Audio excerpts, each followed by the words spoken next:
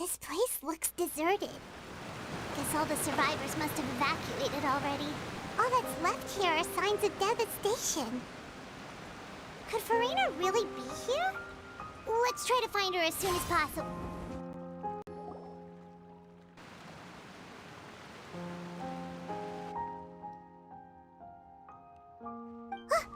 That's Farina, right over there. She really is here all on her own.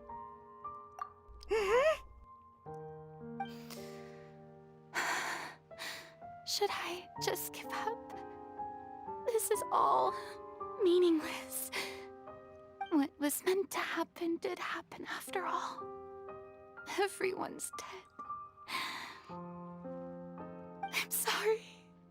I am so sorry. Give up, Farina. There's no point in holding out. I'm sorry.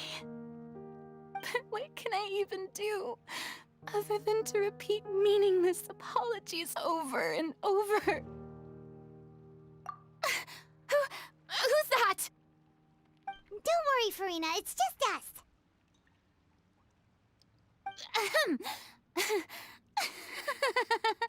So it is you, blonde traveler from another land.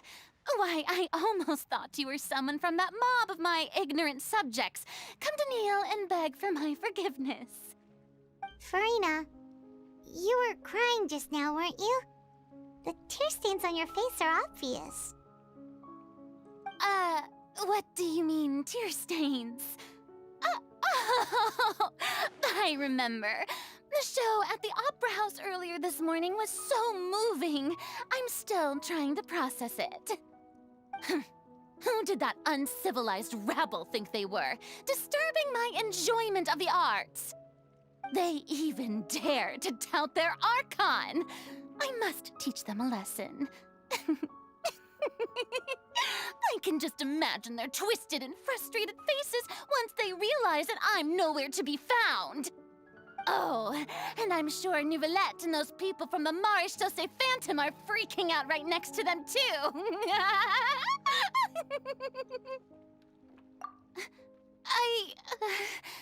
Of course not. Hey, there she is! The Hydro Archon's over there! Quick, after her!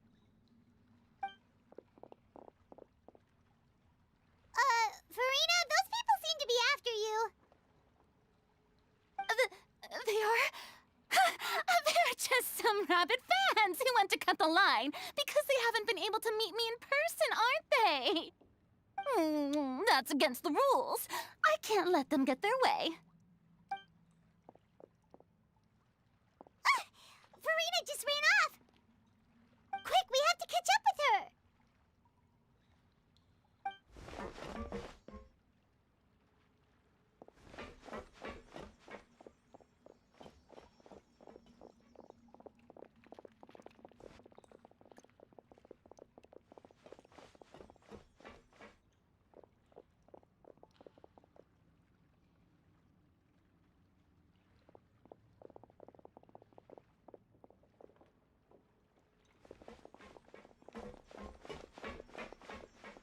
This should be the place, right? Hey, Farina! There's a good hiding spot over here. Quick, come to Paimon before the rest of them catch up to you. What? What is this place? Hurry, they're almost here.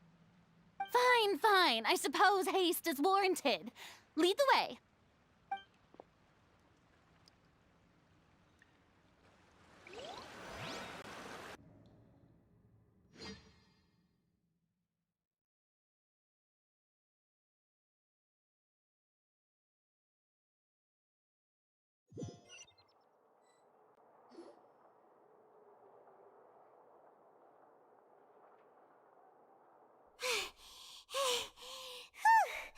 Paimon's exhausted.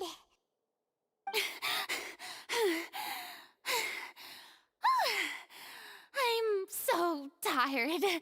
I totally thought they had caught me. No, I mean, I merely gave in to the sheer enthusiasm they displayed.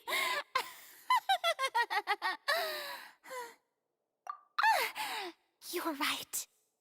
Yep, that's a good girl.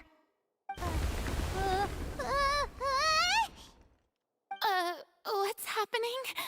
The ground's shaking. Is it an earthquake? Yeah, a quake of this kind preceded the flooding in Poisson, didn't it? It can't be. It's happening again. Well, there's no need to worry too much about that. Novelette's made some emergency plans, so the evacuation should go a lot smoother this time. Yeah, I hope you're right.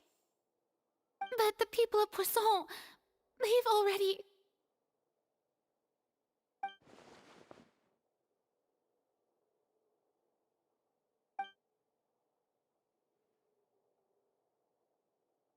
It's true. I've been investigating the prophecy for hundreds of years. I once had informants all over Tevat, searching for clues and feeding information back to me. I've tried all kinds of ways, too, to hold back the sea. Anything to keep the coastline from advancing. But all my efforts proved to be futile in the end. Really, the truth has been clear to me for a very long time. We cannot make an enemy of the divine. No matter what we do, the will of the heavenly principles will have its way, and the prophecy shall be fulfilled. Give up. I do love the sound of that phrase. It would mean finally coming to terms with fate, but also for me to finally be free. Indeed, I've thought about giving up so many times, especially after we almost lost Poisson. Fate is really unreasonable, isn't it? It has no heart and obeys no rules. The prophecy has only just started to come true, and so many people have already lost their lives. But just now, it all became clear to me. I still don't have the right to come to terms with fate on behalf of everyone else. As long as the final moment hasn't come, it's still not too late. Don't worry. I will keep hope alive for everyone until the very end. Well, that's enough for now. I got the impulse to play the stricken maiden, but honestly, considering my rank and station, that wasn't a good fit at all. Don't take any of what I just said seriously. How could I Come on! Paimon could have sworn you were actually being honest just now.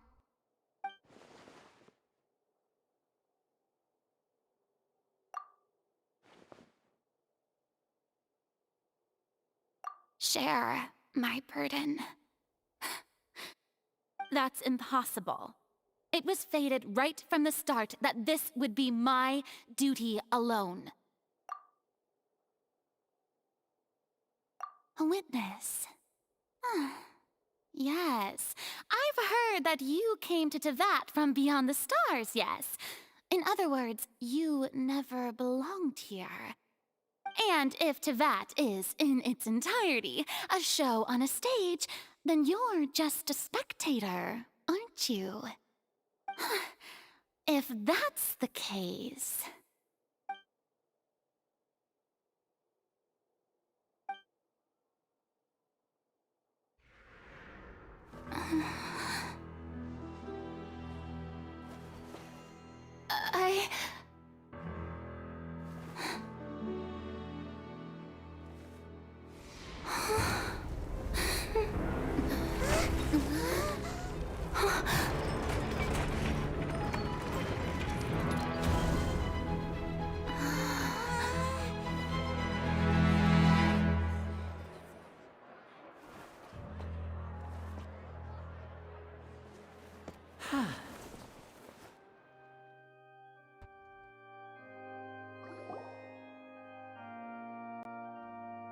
Ladies and gentlemen, this concludes my opening performance.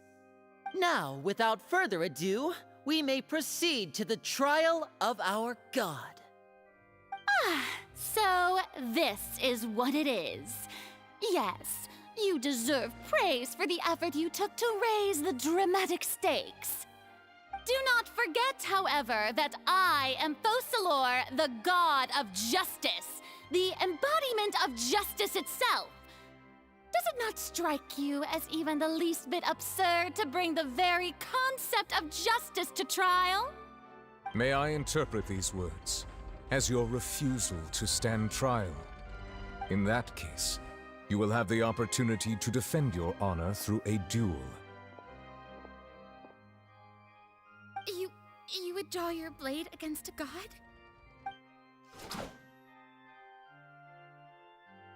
I see. It seems like you have made up your mind.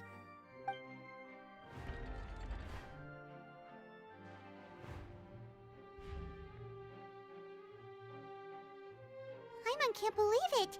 She just surrendered. What the heck is going on? Did I just see an Archon surrender to a human? Wow, how utterly humiliating. Lady Farina, what is the meaning of this? Shh! It would seem that there has been a misunderstanding.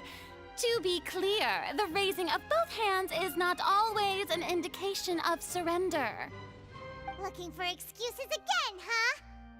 I raised my hands just now to indicate my acceptance of the trial. No duel shall be necessary. I will admit that I've been running away for a long time. I'm sorry, everyone. I was unable to protect the people of Poisson. It is my duty to stand trial for my crimes. You are not the only ones to be disappointed in me. I, too, am exceedingly disappointed in myself. But now, it is time for the Hydro Archon to show you her courage and resolve. I, Farina, will use this trial to show the world the true meaning of justice! This time, I will protect you. Applaud and rejoice! One of the most outrageous and fantastical arcs known to the opera epiclese is now unfolding before your eyes. Mark my words, this shall be one of the most exhilarating and brilliant shows ever to grace the stage of Fontaine! The trial of the Hydro Archon, Focalor, will now begin! Woohoo! Oh, now we're making history! Why does it feel like Farina just took over the whole thing? Like, come on! Didn't she just get forced to stand trial for her crimes? Also, even though she's still acting super dramatic, she is taking this seriously this time, right? All right, then. Who will be my opponent in this trial? The court asks the prosecutor to please take the stand. Is that so? Very well.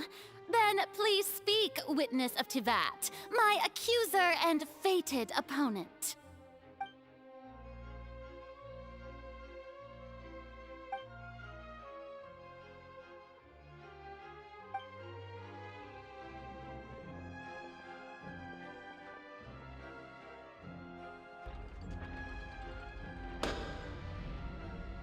Also, please allow me to ask, as a final question before the trial begins. Just how much work did you do to force me onto this stage? Well, we did do a lot of prep after the meeting that day. I can go over the tasks assigned to the Spina di Rosula, since they were rather straightforward and easy. Navia, the president of the Spina di Rosula. Most of the people who participated in the disturbance this morning were my subordinates.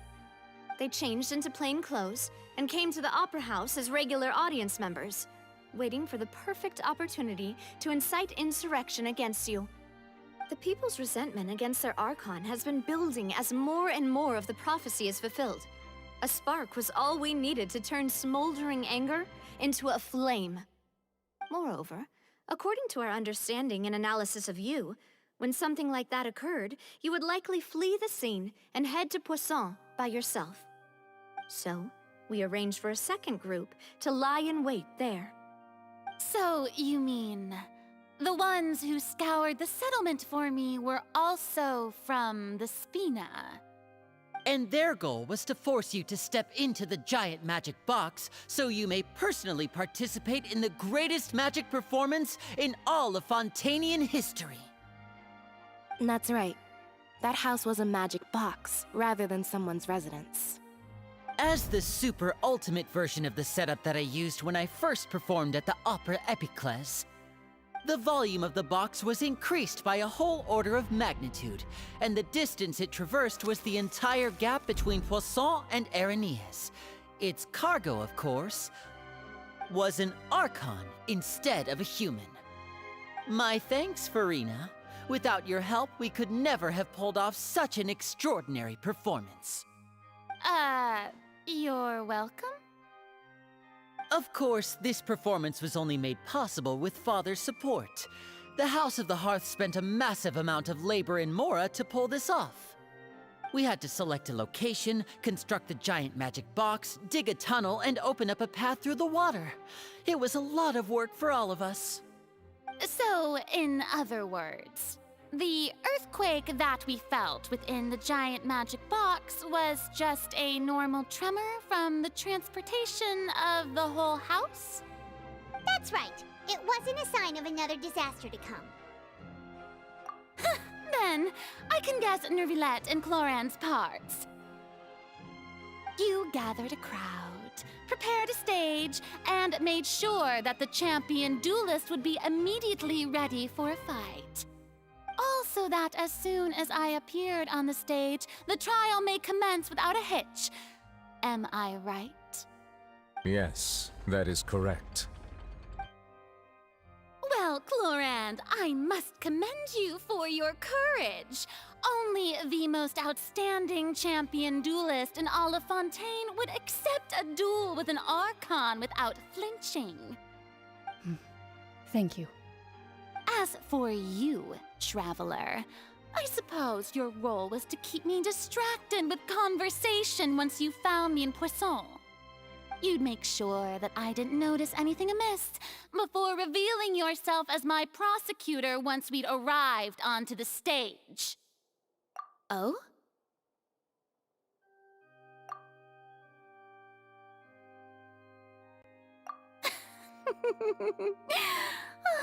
Is that so? Then I suppose I must have missed my final chance. It's fine. It matters not. What's done is done. The stage is already set, so there's no reason to disappoint the audience. Let's see this trial through to the very end.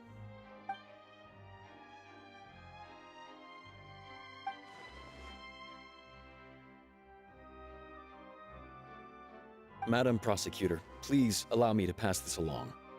This is a document that Miss Charlotte applied for and received permission to share with you during the trial.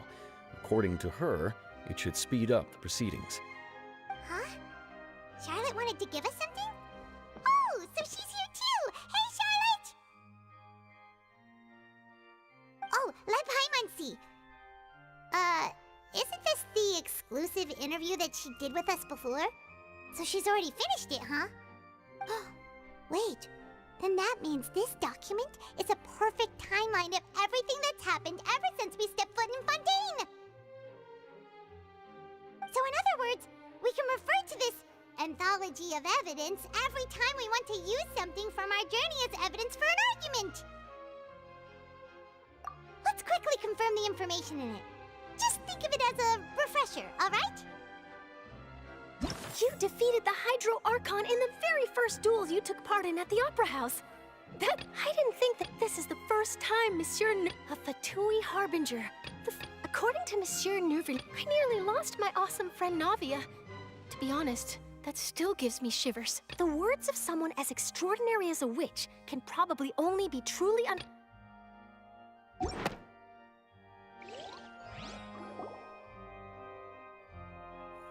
The prosecution and the defense are both in position. The trial shall now begin. Oh, come on, Nervylette. There's no need to repeat all the unimportant legalese. Just fast forward to the part where the prosecution lays out my offenses. As the defendant and the lead actress of this performance, I still haven't even been informed of my supposed guilt in all of this.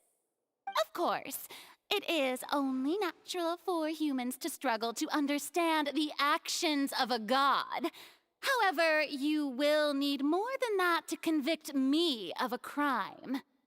That's true, but my charge here is unrelated to your conduct as an Archon. Instead, I would like to charge you as a fraud who's never been the Archon in the first place. Wait, what was that? Lady Farina's a fraud?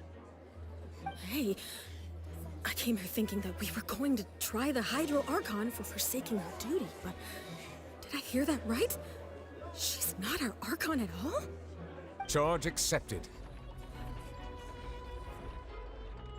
Lady Farina, do you plead guilty to the charge?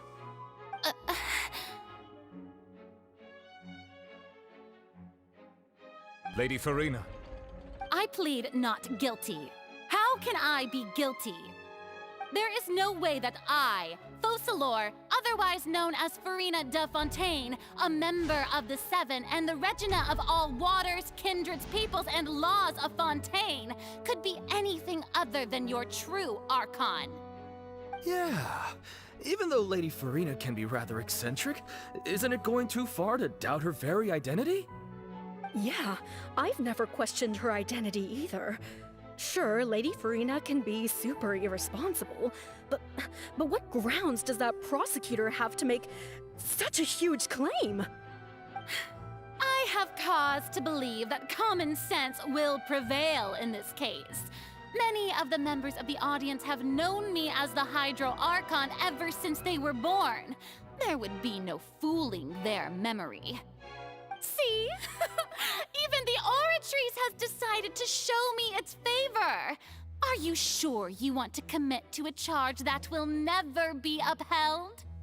If you wish to drop the case, I can promise you as the God of Justice that you will not have to face trial for making a false accusation. We will treat everything that's happened as a dramatic spectacle and move on with our lives. What do you say to that? Huh. An argument with near impossible odds, huh? We have to not only refute Farina's claims, but also overturn the long-held beliefs of the people. Well, I tried to give you the chance to surrender. If you must persist, then let me ask. If you believe I'm not the Archon, then what manner of being do you think I am? And if I was not the Archon, then how did I manage to live for over 500 years?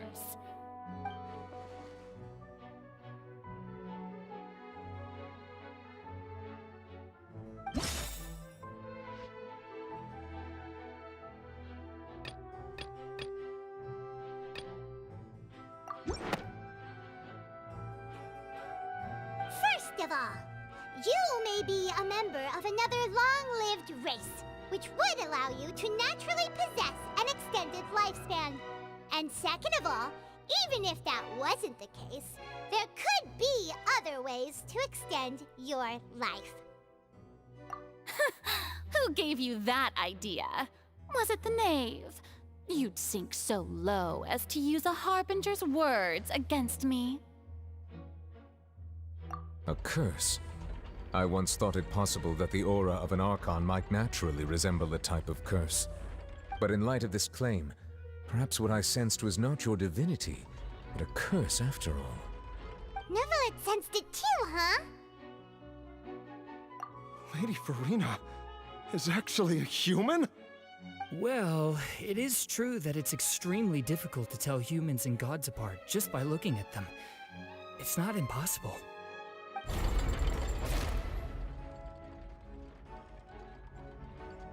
Well, don't start celebrating too early now. Even if I have been carrying a curse like you said, how does that prove that I am merely a human being? Besides, everyone knows that the main difference between a human and a god is the possession of authority. Gods can do what humans cannot. That's why they're worshipped as gods. For centuries, manifestations of my authority have served the nation of Fontaine. One need only to turn their eyes towards the Oratrice Mécanique d'Analyse Cardinal in this very opera house, or consider the endemnitium that is used in every aspect of life.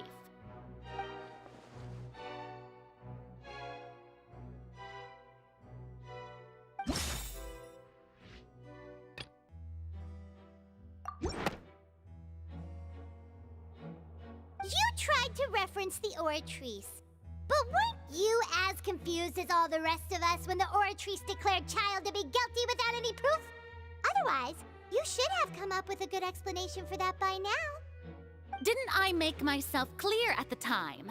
The decisions of the gods are naturally difficult for humans to comprehend. There is no need to provide an explanation. Lady Farina, I believe a reminder of your current circumstances is in order. While the court is in session, the principles of justice and the law must come before all else. While you are an Archon, you are also first and foremost the defendant in this trial. You will prove yourself unable to defend against the prosecution's charges if you continue to withhold vital information against the rules of the court. I never thought you'd use that kind of rhetoric against me. That was no trick of rhetoric, Lady Farina. I've merely reiterated the rules of the court, rules that all should respect and follow. So, you neither knew why Child was declared guilty, nor did you understand the structure and operations of the Oratrice. Instead of having been created by you, the manifestations of authority you mentioned have been made by the real Hydro Archon, haven't they? The real Hydro Archon? Well, now you're really losing me. It is true that I did not know why the Oratrice gave out a guilty verdict that day.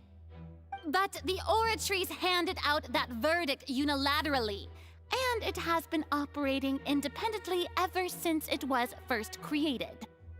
You can't argue that just because a divine creation is flawed, that the god behind it must also be no god at all. She's still throwing out all kinds of excuses. Seems like she's confident that we won't be able to produce proof that she has no power over the Oratrice.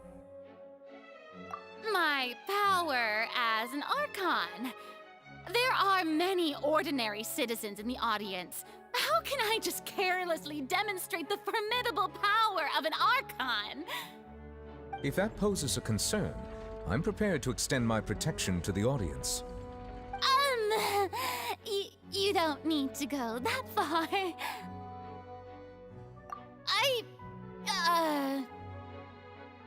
Aren't you the Hydro Archon?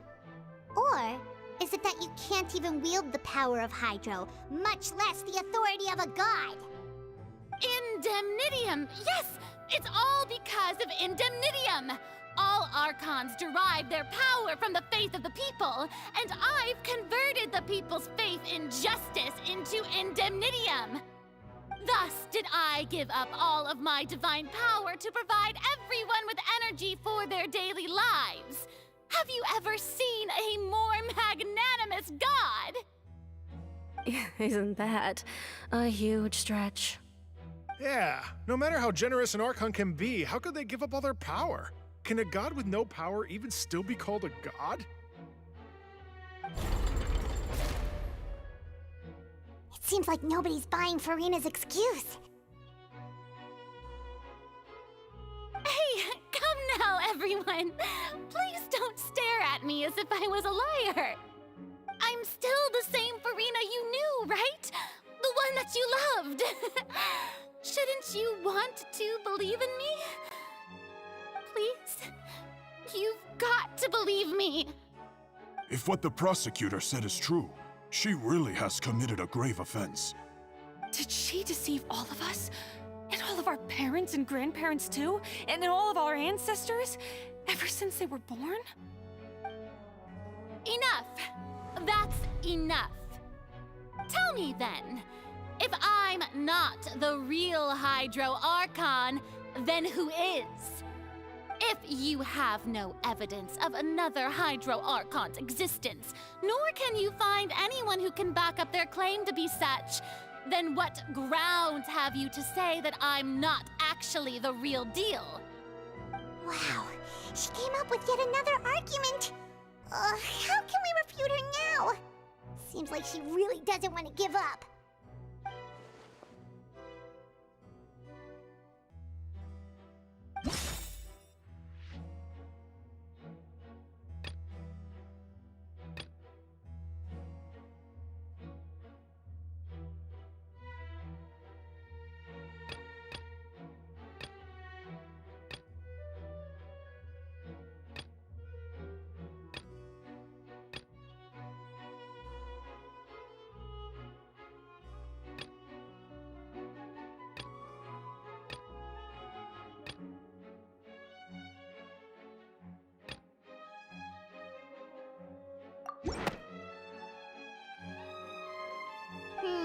That doesn't sound right.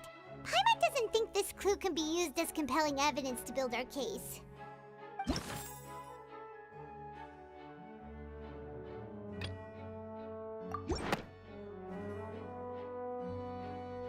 It has been established that all Fontanians can dissolve in water from the primordial sea. And that means... Since you insist on claiming to be a god and not a human, then there's a method that you can use right here and now to eliminate all suspicions of you being the latter. Miss Navia, please apply to serve as a temporary attorney for the prosecution before addressing the court. Though you act in partnership with the prosecutor, you must still adhere to proper procedure. Super sorry, Monsieur Chief Justice. I swear this really will be the last time that I'll speak out of turn. Now, I've brought some seawater from Poisson. As everyone knows, a massive flood struck the area not long ago, taking many lives, including those of some of my closest friends. So, Miss Farina, would you dare to touch some of this seawater? If we are to believe that you are indeed the real Hydro Archon, touching this seawater would have no effect on you. All it should do is strengthen your case. But if you don't dare to touch it, then we would have basically proved the reverse. Oh, and I must remind you that after the disaster at Poisson, nobody wants to see any more people dissolve. I do hope you'll act prudently and choose the simpler path of admitting guilt. Navia from the Spina di Rasula. The Spina has governed Poisson for many years. I guess her suggestion is valid. If Lady Farina is indeed just a human, she's probably Fontanian like all the rest of us. Would she really dare to try?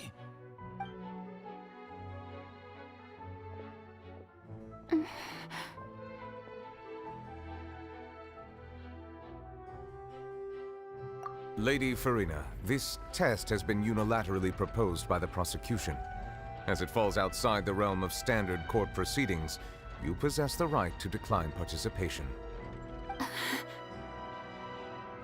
Well, of course he had to tell her that. But refusing to participate is basically the same as a confession of guilt. She's just staring at the water without saying a single word. It really does seem like she's quite terrified of it. That could only mean... What's going on? Is she really planning to... that's not what we thought she would... Due to the inherent risk of the test, Lady Farina, you may...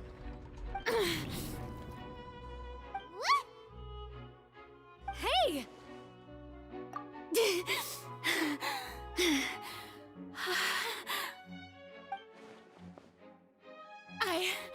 I'm fine! Look at me, everyone! My hand is still here! I haven't been dissolved! Will you believe me now? I really am your Archon! I'm nothing like a normal human who would fall apart as soon as they touch this water!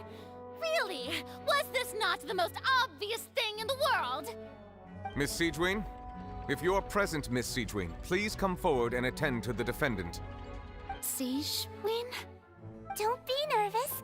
It'll just take a few seconds. Let me see. That should be enough.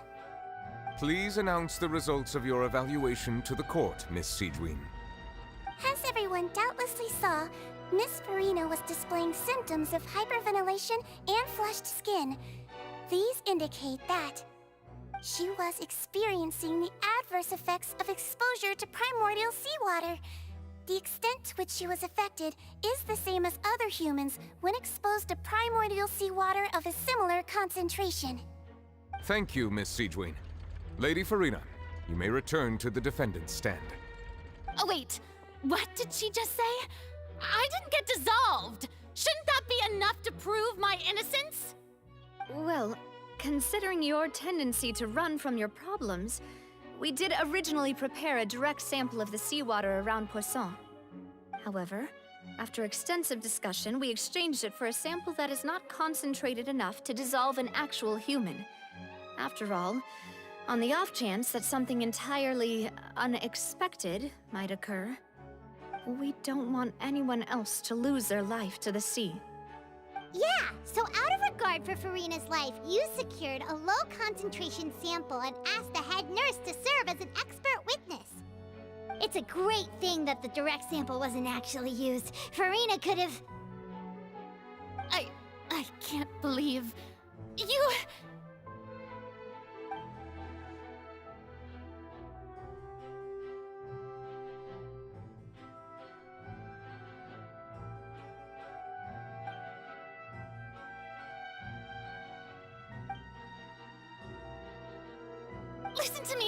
Listen to me, everyone. Please don't give me such cold and disdainful looks. What happened just now didn't prove a single thing. Think about it. How can you conclusively prove that an Archon can't also be affected by the primordial seawater? Also, if I was really just a human, why would I dare to just put my hand in that kind of water?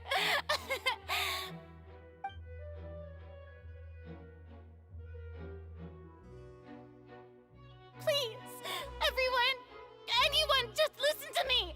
I swear, I really am your Archon!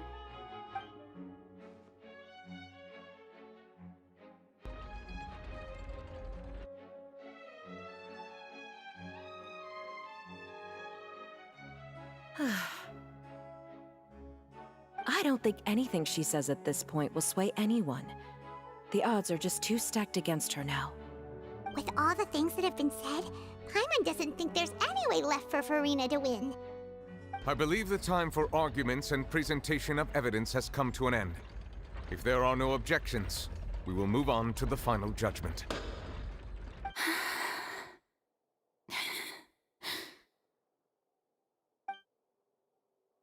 I don't think anything she says at this point will sway anyone. She's too stacked against her now.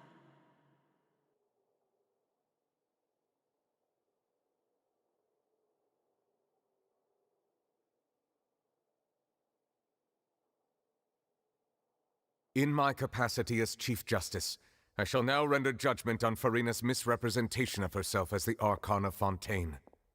As a human who knowingly deceived her fellow citizens, Farina is... guilty.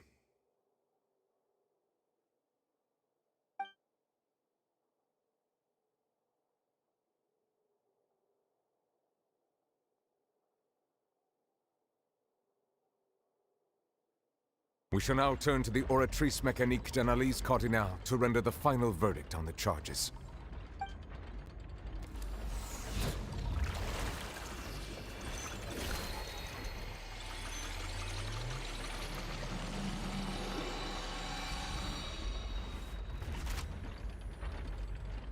According to the judgment of the Oratrice Mécanique d'Analyse Cardinale, Farina is... Well, what's wrong? What's the Oratrice's verdict? No, the Oratrice also displays a guilty verdict. Isn't that correct then? However, The exact wording of the verdict is thus: the Hydro Archon, guilty, to be punished via the death sentence. The death sentence? That's actually one of the available sentences? I've always thought that it was just a myth. The one and only time the death sentence has been handed out at the court, and it's been given to the very person we've worshipped as the god of justice? What an unexpected twist.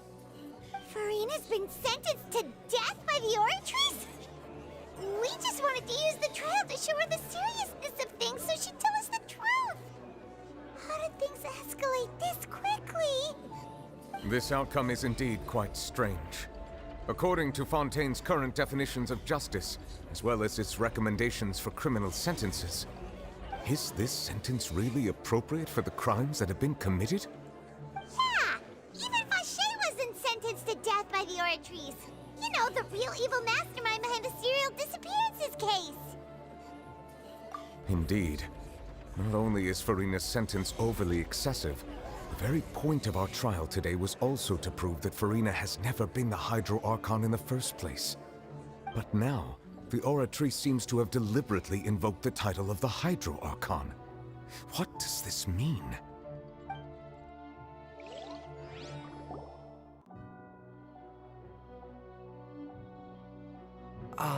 Excuse me, if I may interrupt. Is the trial still going? Fremine! Oh, you finally made it. I assume this means you've completed your mission? Mm-hmm. Any mission Father assigns to me will always be top priority.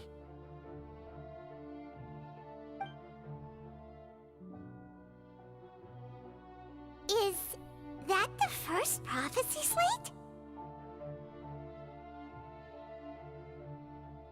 Huh. So the knave privately arranged for Fremine to try and find the missing slate. I looked everywhere and finally found it at the bottom of the sea. It took me a long time to get around some dangerous stretches of water. But has the trial already concluded? Then doesn't that mean I've come too late? Oh no. Father will be disappointed in me. Thank you for your hard work, Mr. Fremine. Please allow me to review the record left on the slate. Traveler, I believe that you have already seen the other existing slates, and would like you to come here and confirm their contents.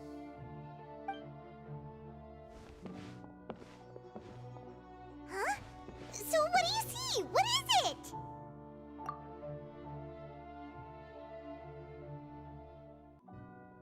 I believe I've now made sense of the Hydro Archon's crime. It has to do with Fontaine's lost history. Huh? Isn't the Hydro Archon just guilty of deceiving her people? Oh, wait, no, that's Farina, and we've already proven that she's not the Hydro Archon.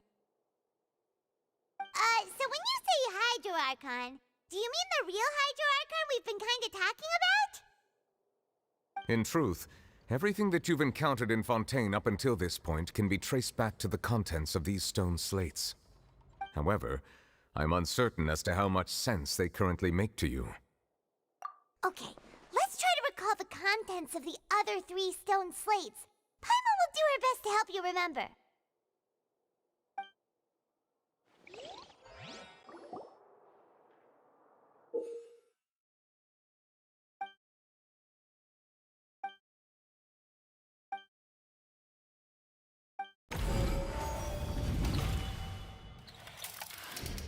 The first stone slate describes what you just said.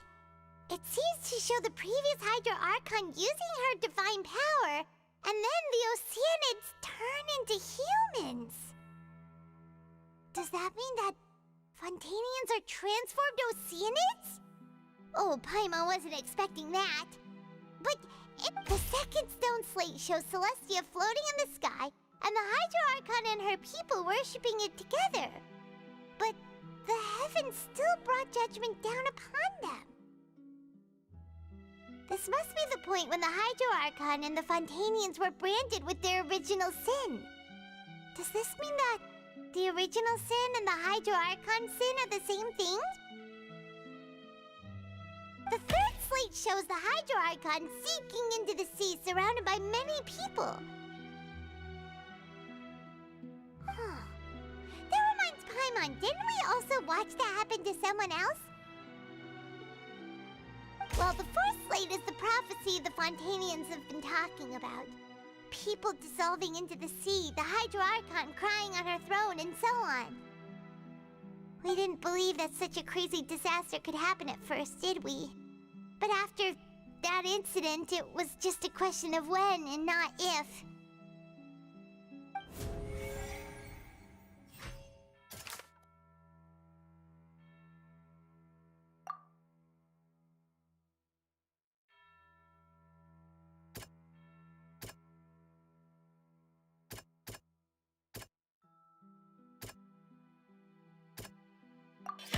We know from the case of the serial disappearances of young women that Fontanians can be dissolved in primordial seawater. And the first stone slate tells us that long ago the Hydro Archon used her power to turn Oceanids into humans. This might be the reason that Fontanians can dissolve.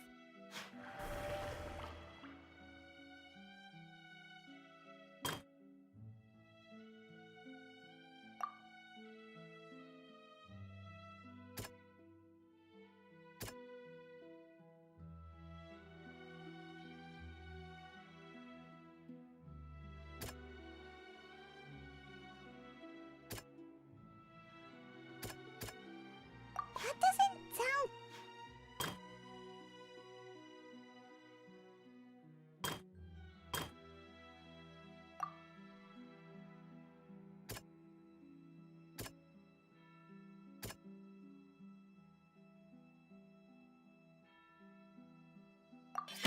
It's not as simple as falling into the sea. When Navia fell into the sea, her consciousness was subjected to judgment. The stone slates show the people gathered around the Hydro Archon in the sea. Could that...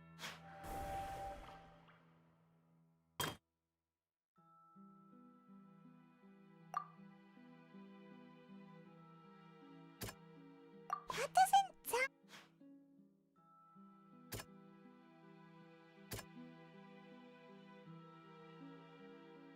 That doesn't... The prophecy from the stone slates found its way into society, but not many people believed it at first. The fortress of Meropide was nearly flooded with primordial seawater, which we know can cause Fontanians to dissolve. It seems if we hadn't dealt with it in time, things could have gone very badly.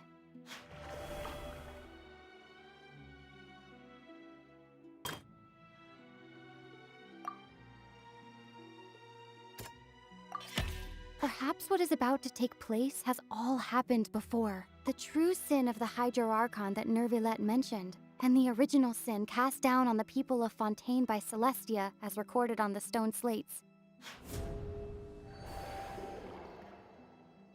They'll dissolve into the primordial sea but won't cease to exist.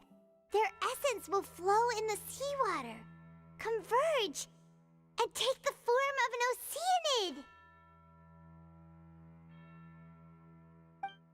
The Hydro Archon was sentenced to death in court, shocking everyone present.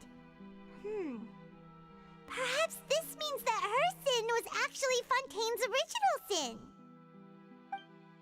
Navia fell into the water inside those ruins, and she nearly dissolved. She was surrounded by the people of Poisson in a court within her consciousness, and was forced to take part in a trial meant to make her stay.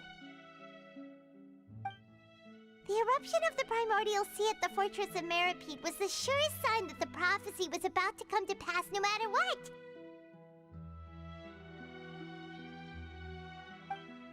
The stone slate's contents can all be verified by recent events.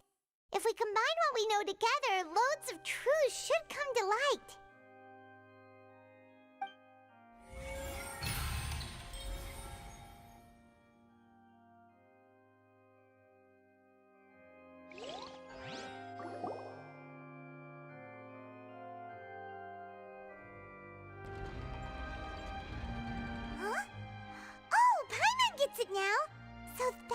you can make sense of it.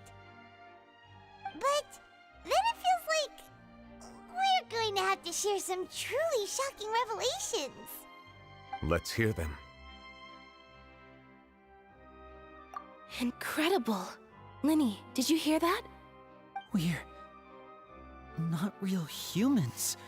All Fontanians were originally created by the late previous Hydro Archon, with Oceanids as their basis. The evidence for that can be found in how only Fontanians could dissolve in primordial seawater, and how all the girls Vacher dissolved were also turned into Oceanids. Oh, and according to Navia, when she was about to get dissolved, she also saw everyone gathered around for a trial, all of them in the shape of Oceanids. Indeed.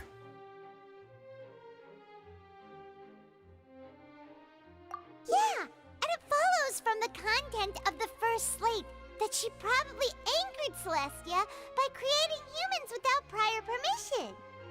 That could also explain why the Oratrice judged the Hydro Archon to be guilty. It's to account for that ancient sin. The Hydro Archon's true sin was creating us? And yet, after many hundreds of years, the Hydro Archon's creations have turned around to try to judge the Archon within the Opera Epiclese. The twists of history are often the most unexpected of all. Yeah, isn't the image here just like when Navia fell into the sea? So wouldn't it be trying to show the image of the Hydro Archon also falling into the sea once the prophecy has been fulfilled in the fourth slate? In the end, the people will all be dissolved into the waters, and only the Hydro Archon will remain weeping on her throne. Only then will the sins of the people of Fontaine be washed away. Did Paimon get all that right? You've made some keen deductions. I must say, given how much you still don't know, it is impressive that you've already managed to connect so many pieces of the truth. However, while you were able to decode all the information on the slates, they've also been etched with an additional layer of hidden information using a different power source.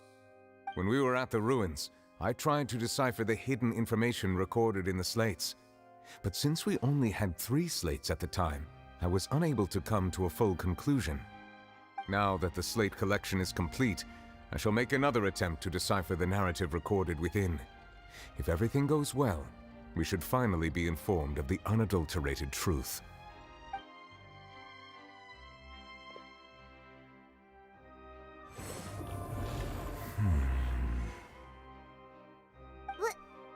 Well?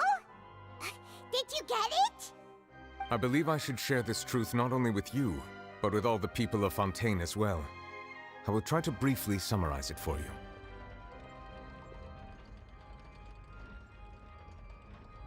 Your hypotheses regarding the origin of Fontanians and the sin of the Hydro Archon were both correct. In the Fontaine of old, the previous Hydro Archon sensed the yearning of her Oceanid familiars for life on land.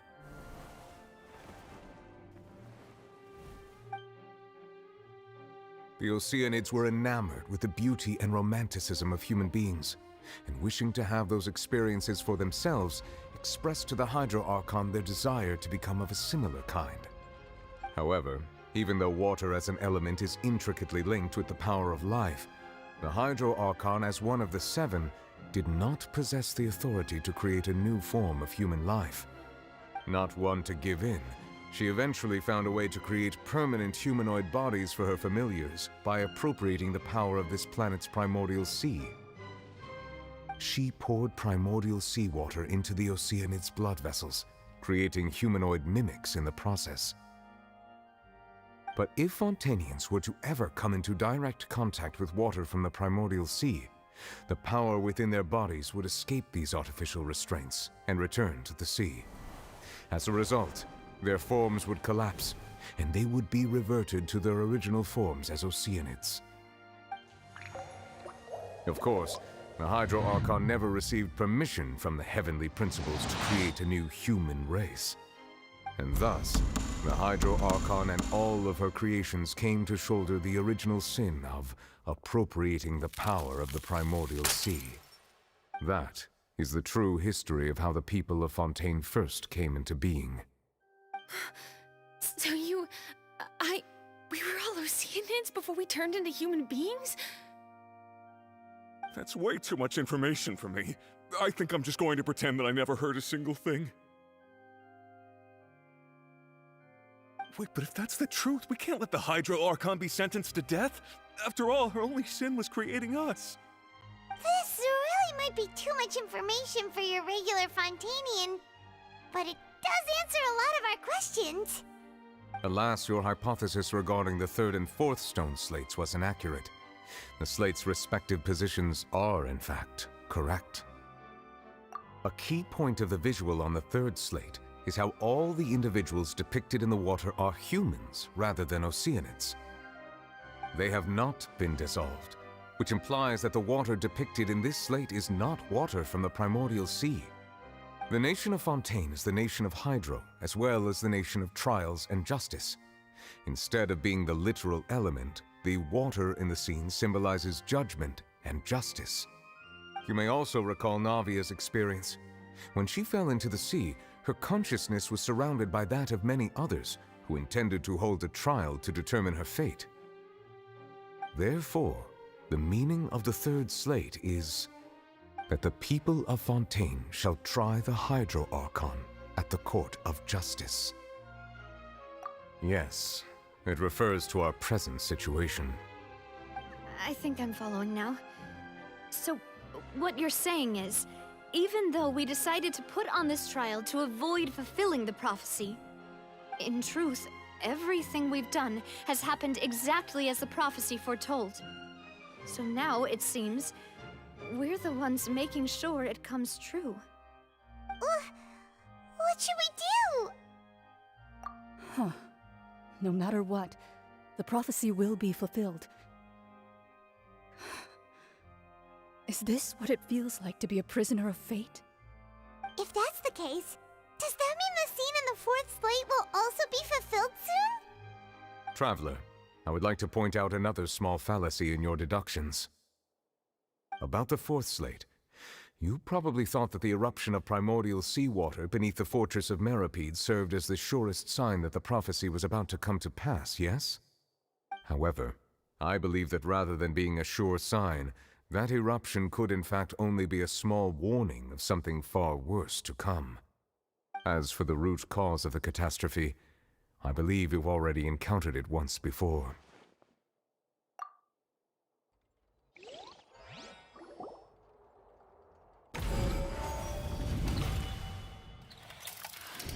This eruption was just a small warning of the things to come. We must find the root cause of the disaster.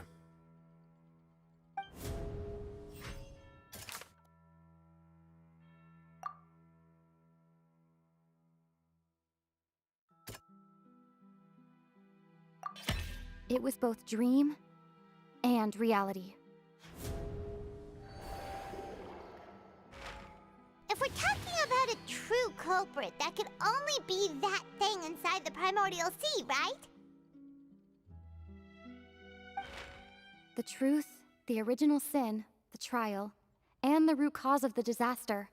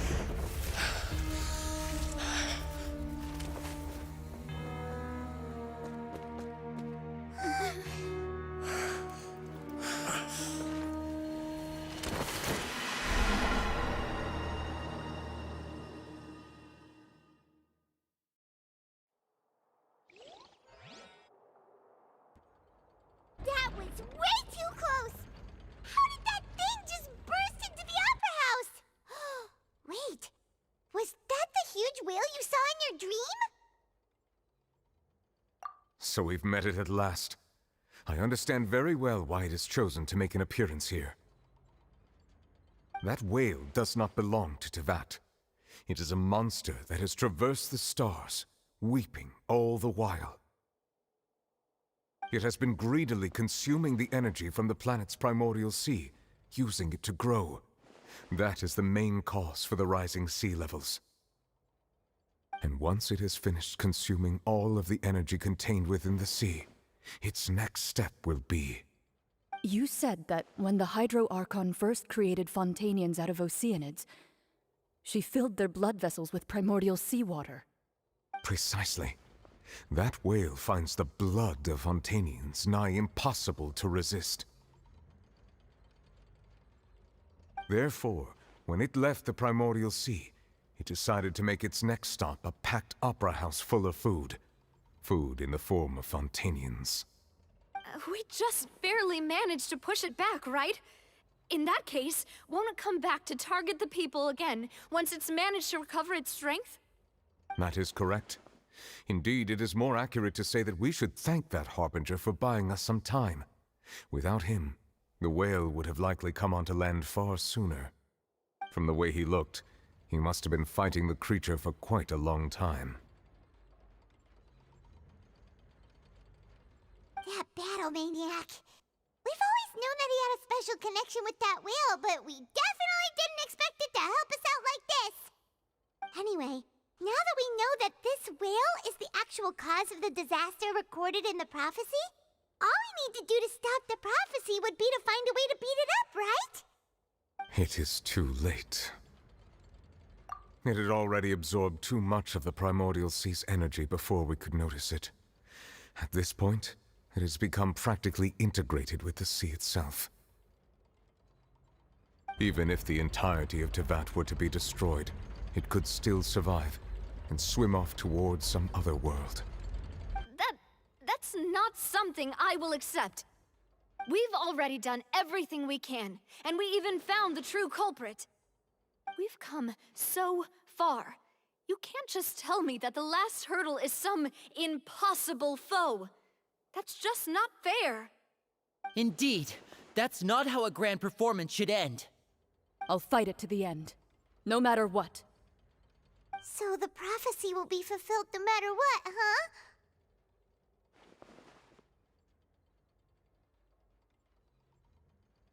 The prophecy.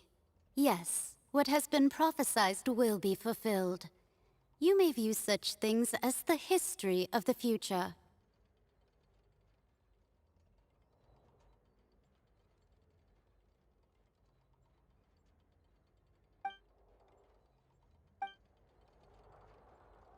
Just as prophecies are usually only the future as seen from the perspectives of the gods, could things be happening in hidden corners where the gods' gaze does not fall? Ultimately, fate shall serve as your only guide, no matter what will happen in Tevat's future.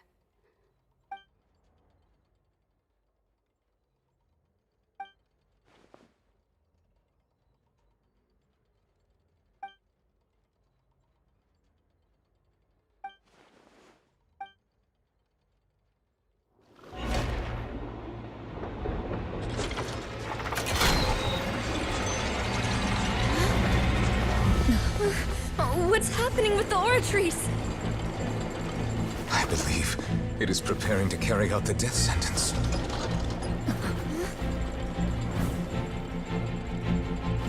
Farina!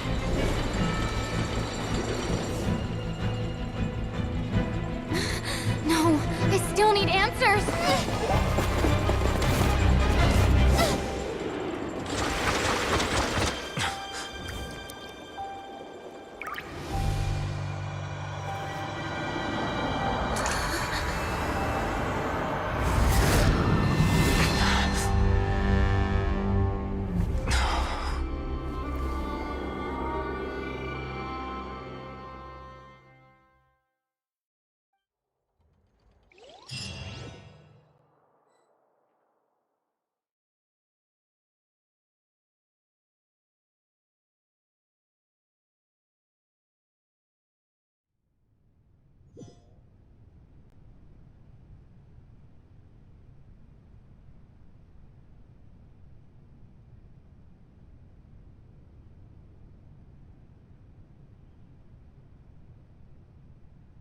you.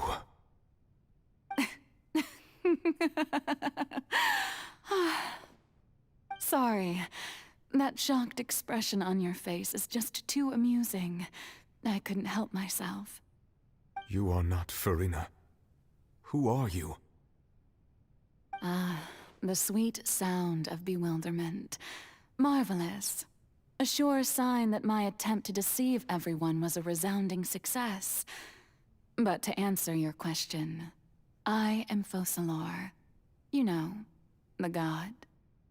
Focalor? Why did you deceive us? Oh, that wasn't my goal, of course. Goodness, no. But I had to fool everyone else too, if I was to stand any chance of deceiving the heavenly principles. Deceiving the heavenly principles? It's all because of that pernicious prophecy. Dreadful, wasn't it? Everyone doomed to dissolve. Fontaine condemned to be flooded. One was not amused. In fact, one was positively bemused when that problem was thrust upon me by my dearest predecessor. That's the former Hydro Archon Egeria for the uninitiated. It hardly gets more disastrous than a preordained national catastrophe, now does it? She knew full well that the prophecy would surely come to pass. And as one of the seven, she also knew full well that one defies the heavenly principles at one's peril. So yes, as you have no doubt surmised, it was a rather impossible situation that I found myself in. I spent a terribly long time mulling it over, alone on the ocean floor. And I was almost growing barnacles by the time I finally realized there was only one possible solution to this confounding conundrum. I had to outwit the heavenly principles, allow the prophecy to be fulfilled, ostensibly at least, while saving everyone at the same time. I'm a genius, I know. I can only assume that's why Egeria chose me as her successor. Although, looking back now, it was hardly the inheritance one dreams of. Between the task of saving the nation, the quotidian duties of the Hydro Archon, and not to mention the original sin of creating a new race of humans, I dare say she left me quite a colossal mess to clean up. But one can only play the hand one is dealt. I did not choose this, any more than I chose to be one of her Oceanid familiars. So you were also once one of the Oceanids, transformed into a human by Egeria's hand? Yes, I was. I always dreamed of becoming human. And I still do, even now. In my eyes, to be human is to be part of the greatest opera ever known. After becoming a god, I separated my divinity from my body and spirit, leaving behind only a self that was as naive and bewildered as my past self on her first day as a human being. The me you see before you now is that divinity. And the human counterpart I left behind, I named Farina. She could feel joy, sorrow, and everything in between. She could be as vain and conceited, or as meek and vulnerable as she wished. Her strengths were of a kind only a human could possess, as were her shortcomings. But in my eyes, Farina's humanity was what made her perfect. She was perfectly human in every way. The person I always wanted to be. Anyway, so then I cursed her. All part of the plan, of course. The plan to deceive the heavenly principles. Do you still remember the final scene of the prophecy? The Hydra Archon alone, weeping on her throne. In order that the prophecy might appear fulfilled, I invited Farina to be an actress. to play the part of the Hydro Archon in the prophecy. Under the curse I placed on her, so long as I, Focalor's divinity, continued to exist, she could not die. But nor was she free to live her life in the pursuit of happiness. Instead, she was forced to take the stage in the opera house, to embrace the role of leading lady, to forever play the part of the god from the prophecy, all to create a deceitful appearance of that prophecy coming to pass. I suppose now you probably understand why your court is called the Opera Epiclese. But Farina is only human, isn't she? Even though she has had a long life, her mind is no stronger than that of any other ordinary human being. I cannot begin to fathom what she has had to endure. It must have been torture for her. It has indeed. And although she is, in a sense, me in human form, I most definitely owe her an apology for it. It's been 500 years, and all along, she's been playing her part in the most unimaginably long, unbearably lonely, and agonizingly painful opera of all time.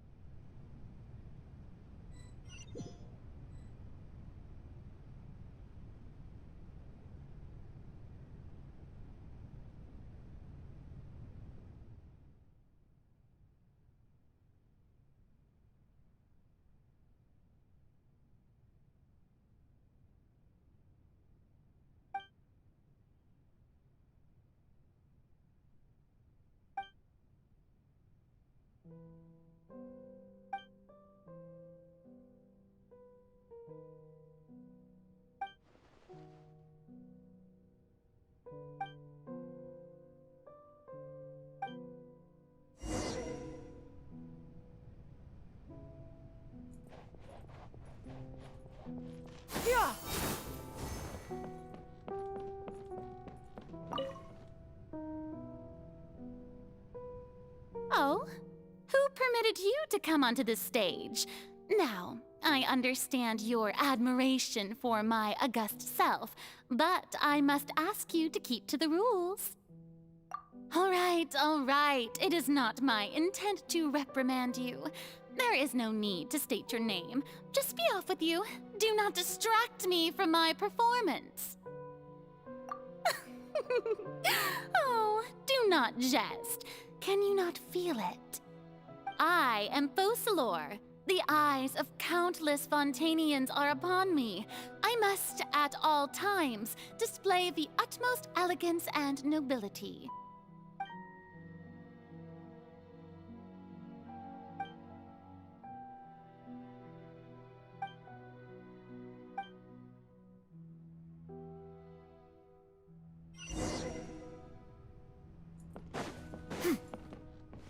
Dear audience, the performance is experiencing a technical difficulty, but worry not.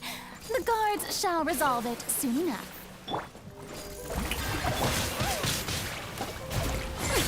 We'll see about that. Yeah, scatter!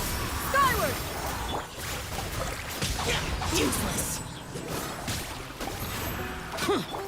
Seize the skies! Hey, what gives? The audience is still watching me, you know. Guards? Wait, where are the guards? Guards!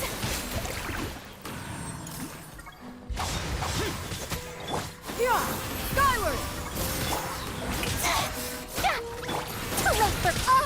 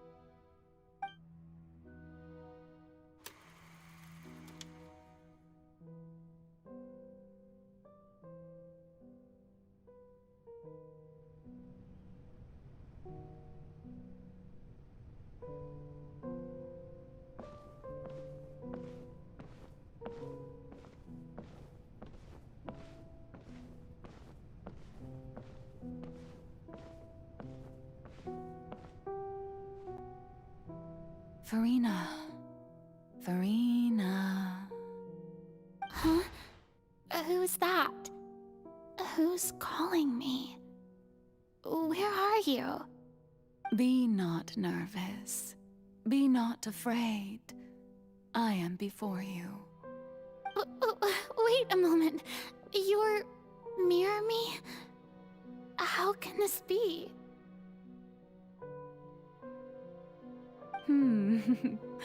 Mirror you, huh?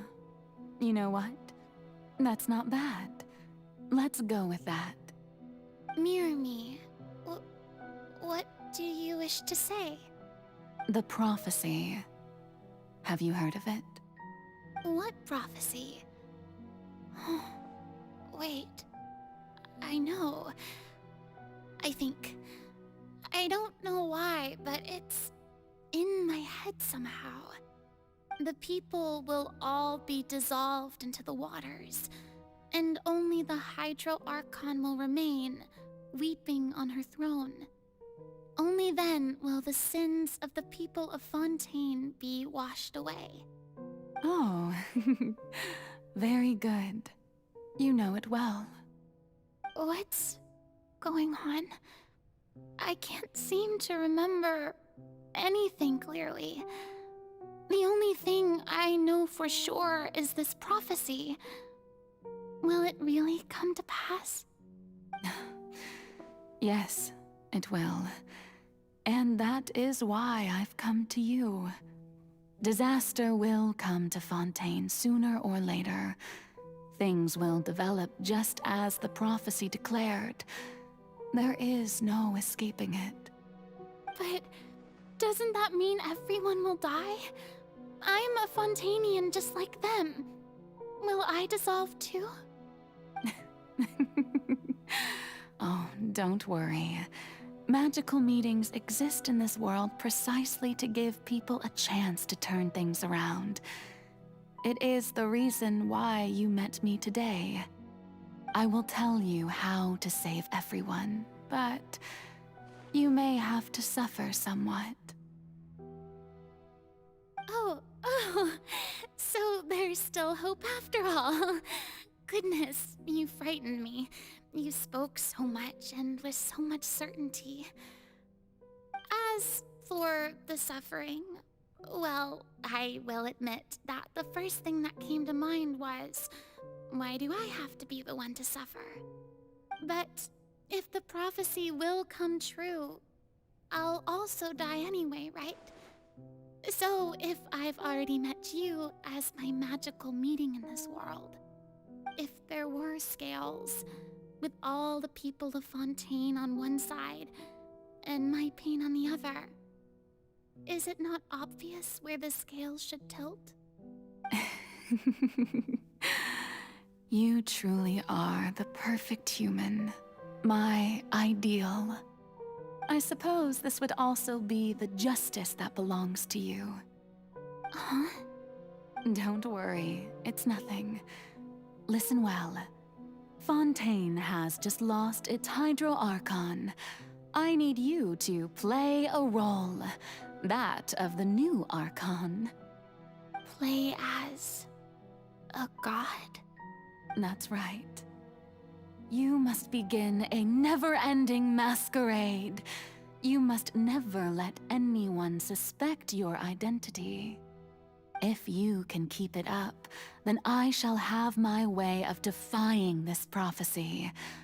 But should your identity be revealed, then all hope will be lost.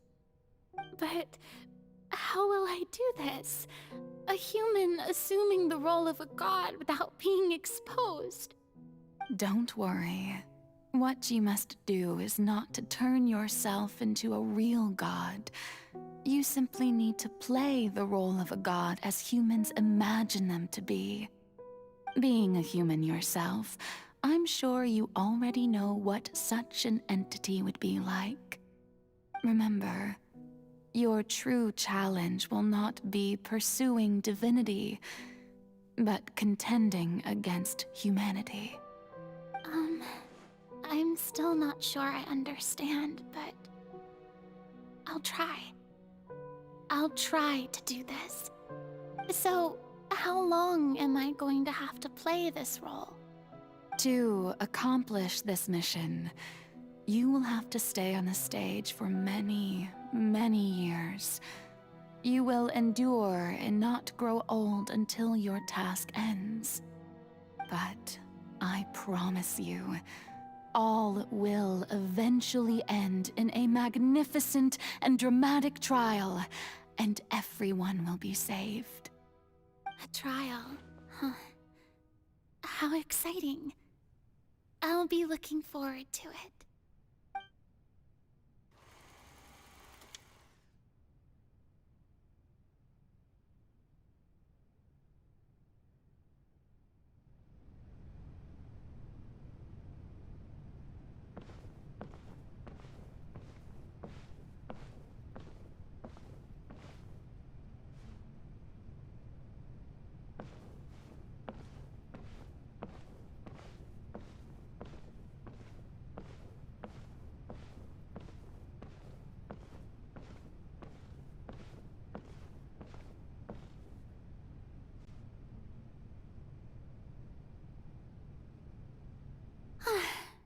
The Maison Cardinalise has announced my accession, but this is my first time facing the people.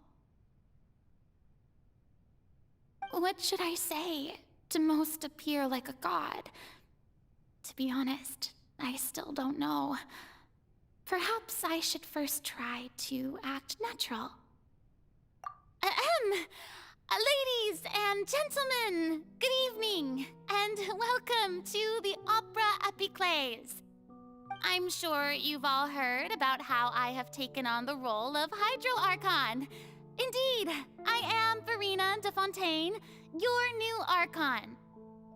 In truth, I know little about becoming a nation's new god, but it will be my honor to guide you all.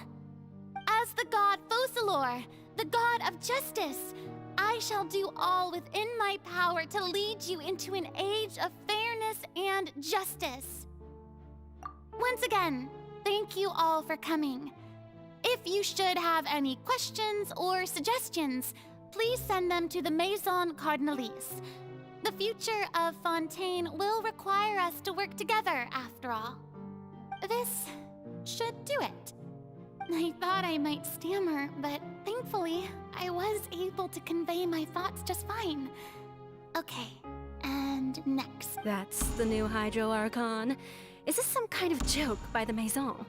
I would have thought that a being that surpasses humanity would be a bit more assertive. Hey, did you hear that?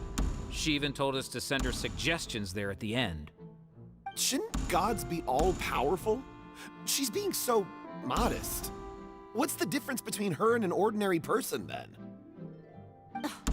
If you ask me, perhaps the succession didn't actually happen. She might just be a Maison-backed puppet. Wait, what's going on? Why is everyone suspecting me of being a fake? Oh, this is bad. If I get exposed here, there'll be no saving the people from the prophecy. Right. Mirmi said that I just need to play the role of a god as humans imagine them to be. Calm down, Verena. Think. What do the people want? How would they imagine a god to speak and act? Assertive, with a strong sense of presence. One who can dispel all doubt. That is the character I'm fated to play.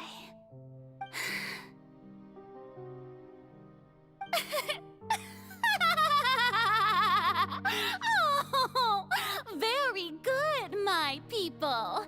Only ones such as you are deserving of my rule.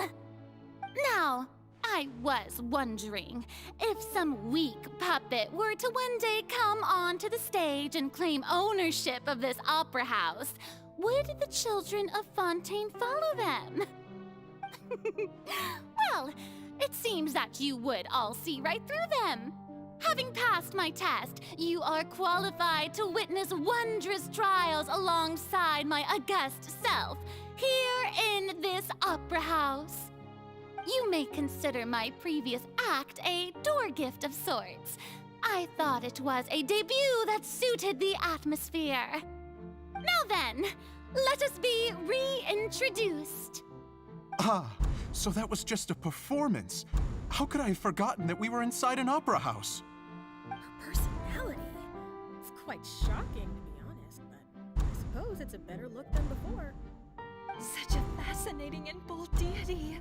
How wonderful! Our future may yet be bright after all. It seems I've turned them around. Best follow this flow and restart my accession speech. My dear people, whether you acknowledge me or not, whether you trust me or nay, I say to you, keep faith in your ardor for justice. We have heard it said that this nation's sins can no longer be washed away. Well, I say that justice is most fragrant when it blooms amid sin. No, this won't work. They'll suspect me again. I must play the role that they want me to play. The scales of justice should not weigh heavy in the hands of its God. On one side, it must carry fairness and justice. And on the other, praise and applause. May law be the prayer on our lips. May judgment be our worship. Let us light the fires and drink to the future of Fontaine! There is no trouble in this world that justice cannot solve. All that is needed is for you, my people, to believe in it, heart and soul.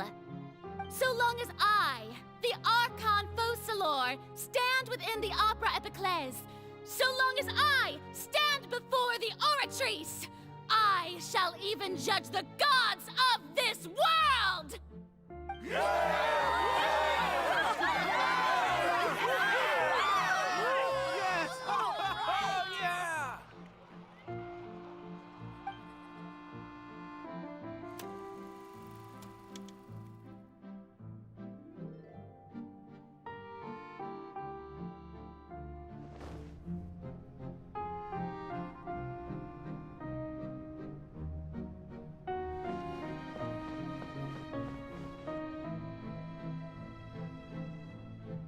Lady Farina, here are today's case reports, as well as a summary of the follow-up for your perusal. Come now, was I not just at the Opera House in person? Leave these kinds of things to Neuvillette. Besides, none of these trials were the one that I'm looking forward to the most. If I may be so impertinent, what kind of trial are you truly looking forward to?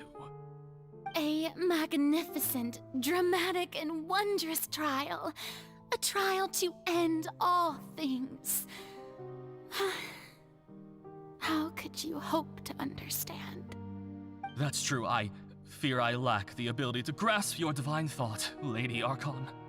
No need for fright, and do not take what I said before too seriously. Go now, do your duties. The trial I await. It will come one day.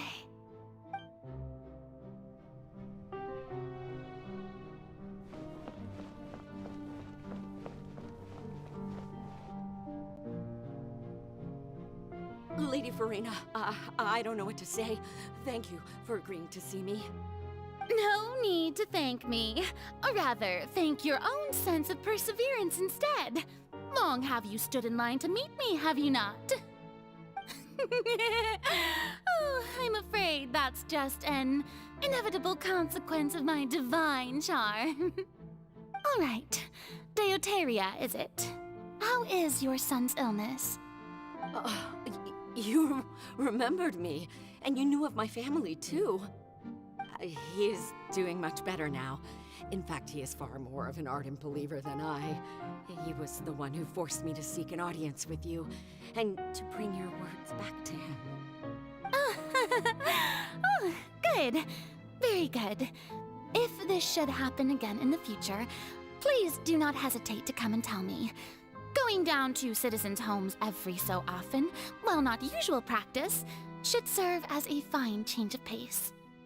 Ah, you're such a gentle and wise God. Thank you once again, on behalf of my son.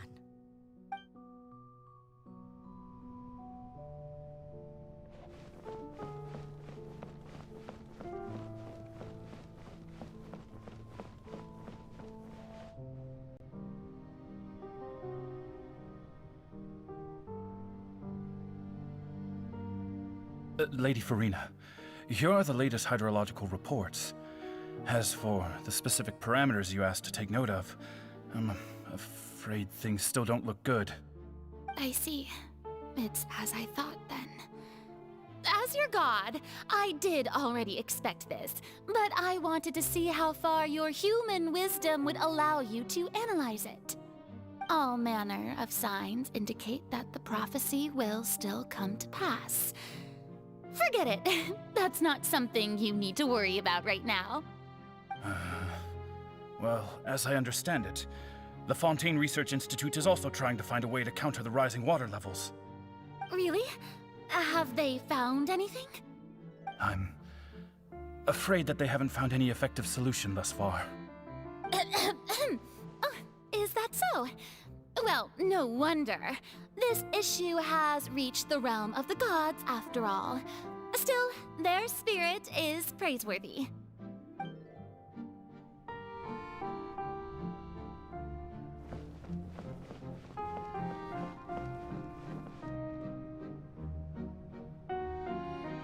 The day is finally over.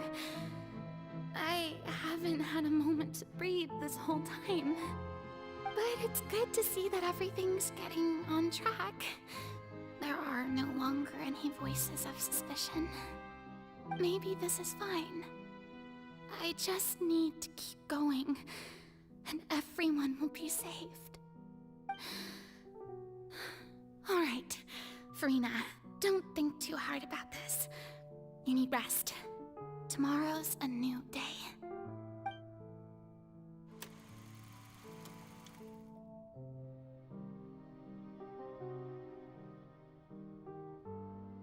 Lady Farina, here are the new trial reports for the latest cases, as well as a summary of the follow-up.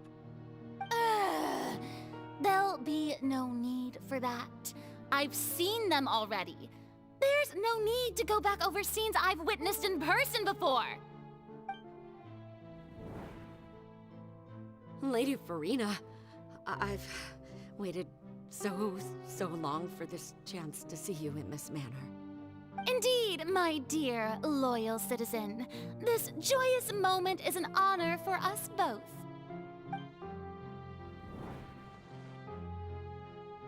Lady Farina, we're detecting significant hydrological anomalies near Poisson. Understood. Keep monitoring. Keep me informed should anything come up at the Institute.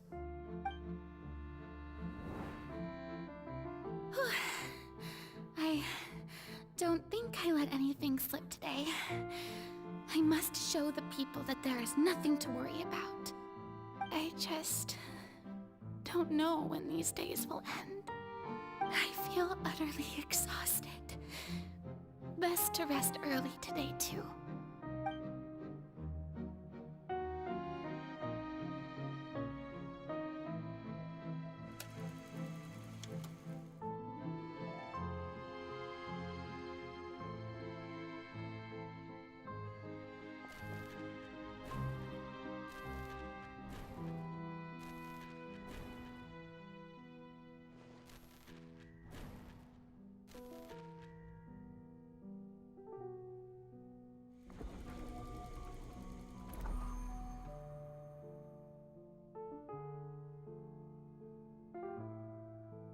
Lady Farina, it's like a dream being able to speak with you up close like this.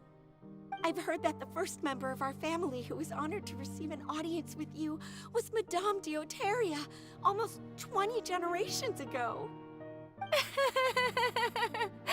And what a fine family yours is indeed. It brings me great joy to meet such a faithful believer, a descendant of a line most ardent. Surely you exaggerate, Lady Farina. My lady? What is it, good citizen? Oh, are you crying? Uh-huh. Really now? I didn't even notice. This must be the overflow of hydro from my person. Well, can't quite help being the god whose dominion is the waters, can I? No wonder. No wonder. A manifestation of your power, then. Oh, Archon, I am honored to have witnessed it. Honored indeed.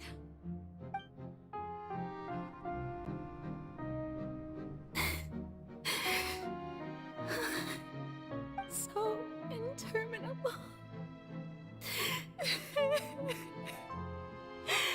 So lonely. Just how much longer? Hundreds of years must have passed by now. Perhaps the show must go on for hundreds more. I never imagined that it would hurt so much. Have I reached my limit? No. Perhaps I reached it long ago. Today I didn't even notice my own tears. I want to tell someone, anyone, about this. But would that not destroy all I've done so far? I've conducted so many investigations across the centuries, but there's not even a sliver of hope that we might break the prophecy. All I can do is keep heart. I must maintain this act. It is the only way to save Fontaine. Please, mirror me. You have to succeed.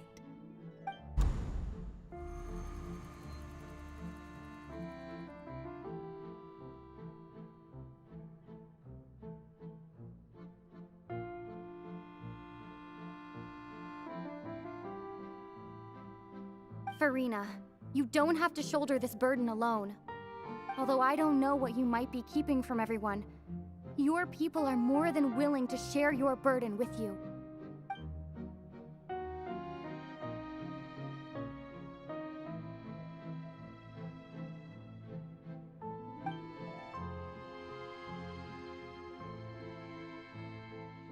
Share my burden.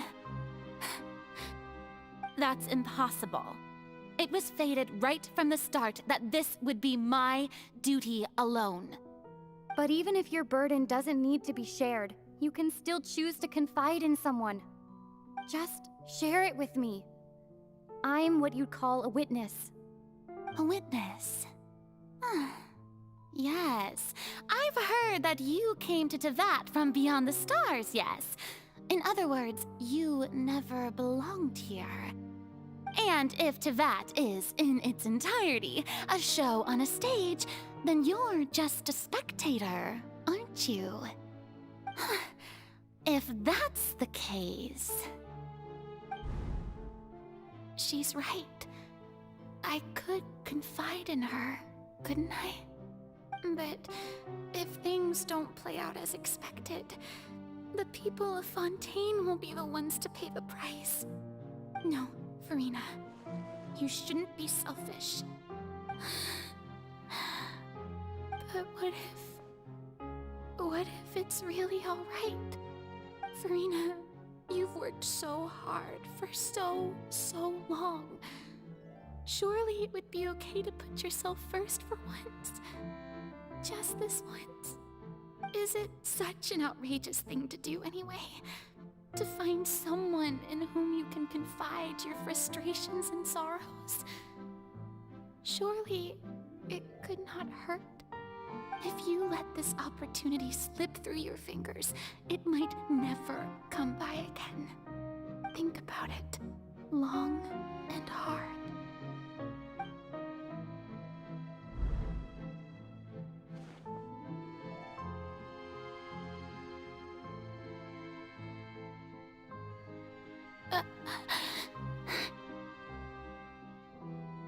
No, I have nothing to say. I am Farina, the Archon of Fontaine. Everything will surely get better. All you need to do, dear spectator, is to witness my performance until the curtains fall.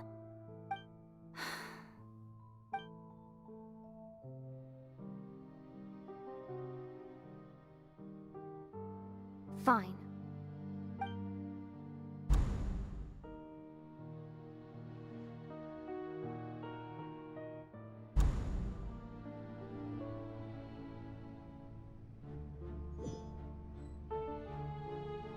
So even Farina doesn't know the truth? You've never once let her in on the full plan? Yes, it had to be done. To deceive the heavenly principles, you must first deceive yourself.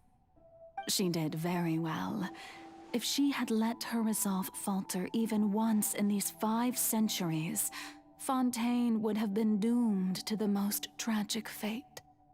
It seems that trusting humanity was the right decision after all. I believe that I understand how your deception works, but that is only half the truth, is it not? How would you build on this foundation to save the people of Fontaine? That is the most important thing. Ah, good. Of course, the Iudex of Fontaine has pinpointed the crux of the issue. I'm sure you've long sensed that the Oratrice is no simple machine, yes? I've always suspected that it had its own consciousness, and Lenny did mention that he heard a human voice within the core chamber. It now seems that that person was you, hidden within the machine all along. Am I right? And then I became one with the Oratrice, taking Fontaine's gnosis with me. Yes, it would seem so, wouldn't it? Alas, your understanding of this device still lacks sufficient depth. In truth, it is no enactor of justice. It is, in fact, a device created to kill the god of justice. I beg your pardon? Oh, you have it. And to be more precise, not only will the Oratrice take down the god of justice, it will also take down the divine throne upon which she has been placed. I mean, did you think I would be the sort to enjoy peaceful repose while Farina suffered? My work over these last 500 years has been to constantly accumulate indemnitium within the Oratrice. But really, some have already discovered that only a small fraction of the energy generated by the device was ever used to provide power to Fontaine. The vast majority had to be, accumulated to enact this death sentence. It was all a part of your plan, then?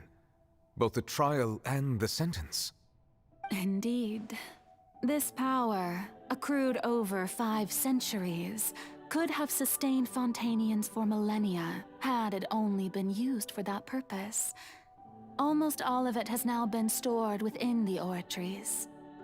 But only power of this magnitude could hope to destroy the Hydro Archon's divine throne, shaking the rules established by Celestia and breaking through the institution that is the Seven. So the Oratrice's call for death was for neither Farina nor Focalor, but for the Hydro Archon. The destruction of that divine throne. If I do not misunderstand your intent, you must be... Returning what's rightfully yours to you, of course. In other words, this was all done to return the authority of the Hydro Archon to the Hydro Dragon of this planet. But...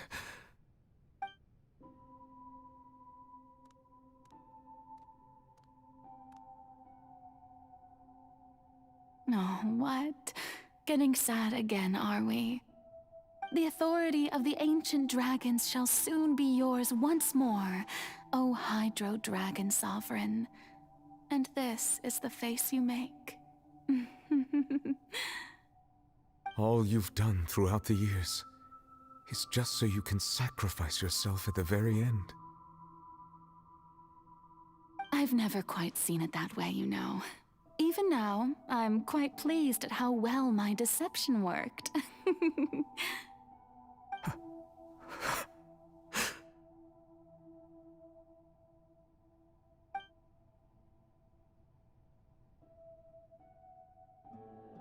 Hydro Dragon, don't cry.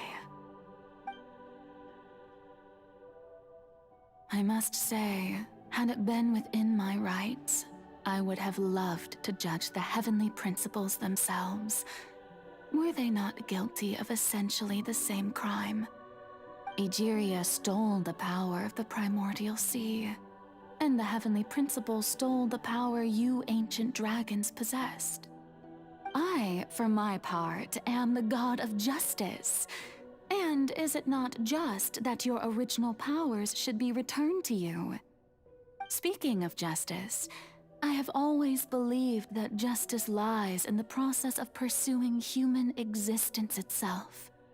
So, if the theft of the primordial sea's might was Fontaine's original sin, then, leaving matters of procedural right and wrong aside, the descent of the Fontainians as humans and their right to exist in this world would be Fontaine's original justice.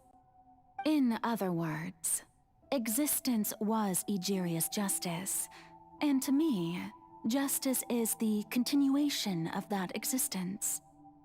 Defying the prophecy and ensuring that Fontaine's people shall live on, that should be the justice enthroned over all others.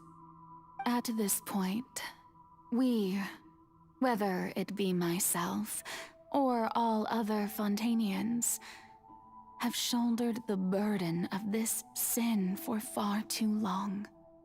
Iudex Neuvillette, the highest judge in our land, when you regain your full power as an elemental sovereign, what verdict shall you pass upon us?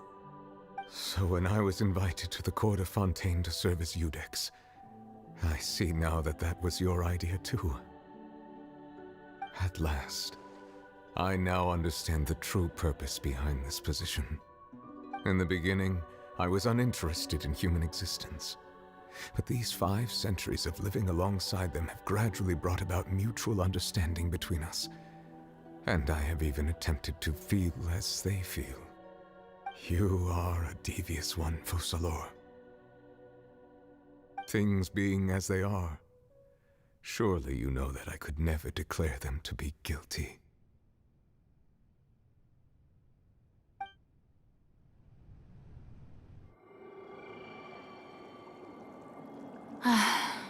The hour of my execution is almost here. For the sinner, the curtain call has come. I know I may not sound it, but faced with death, I find myself a little afraid. Perhaps this is one thing both gods and humans have in common.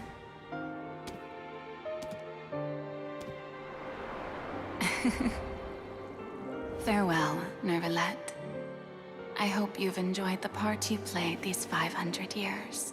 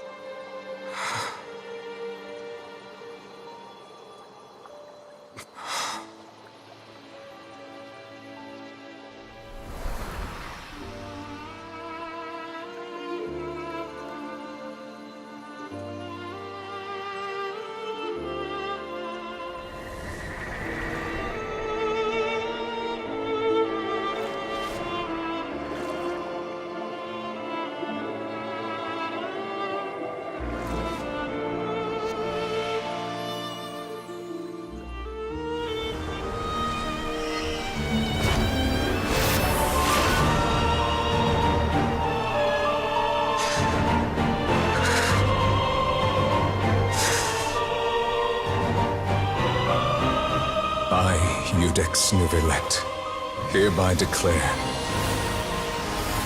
people of Fontaine, your sins are forgiven.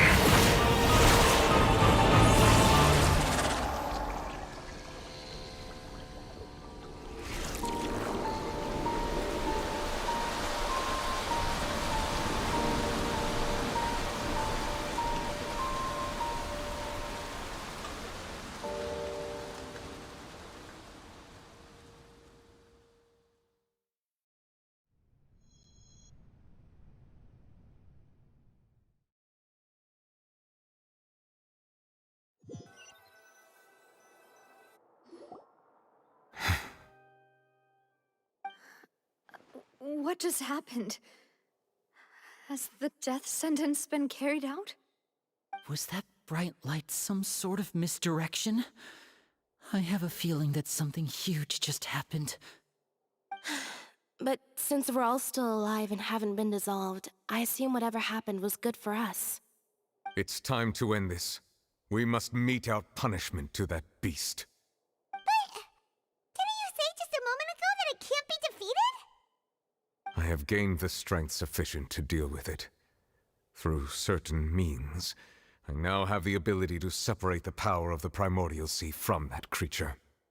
We should seize the opportunity to pursue our quarry. Traveler, now that the oratories can no longer function, I require an executor to help me mete out justice. The root of the calamities befalling Fontaine, the beast that enacts the prophecy. Its name is the all-devouring Narwhal. Come with me, traveler. The hour of execution has come.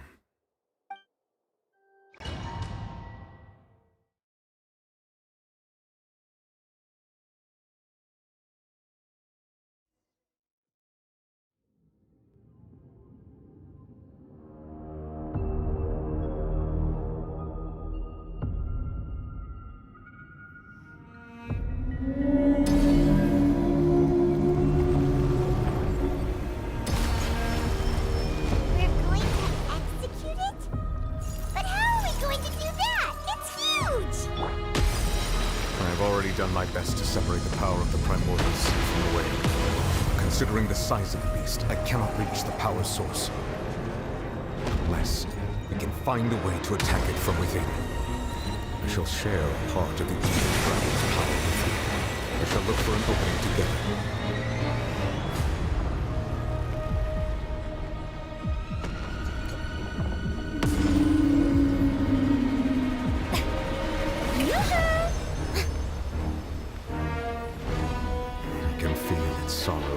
Hostility.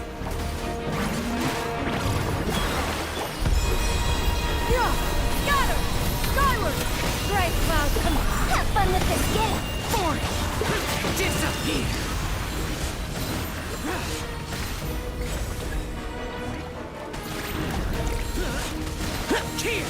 The all-devouring narwhal cannot resist its instinct to devour. Continue to trigger its hostility. A chance will present itself.